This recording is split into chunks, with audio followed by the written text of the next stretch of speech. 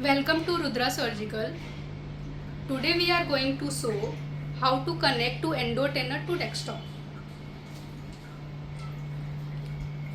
This one is easy cap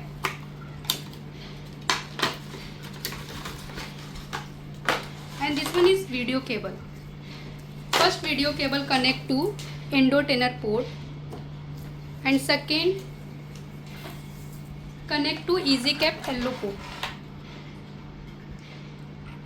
And then easy cap connect to CPU.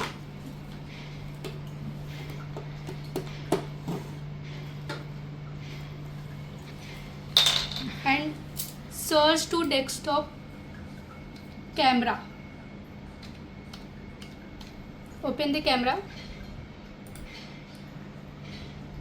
and you can see the clarity pictures.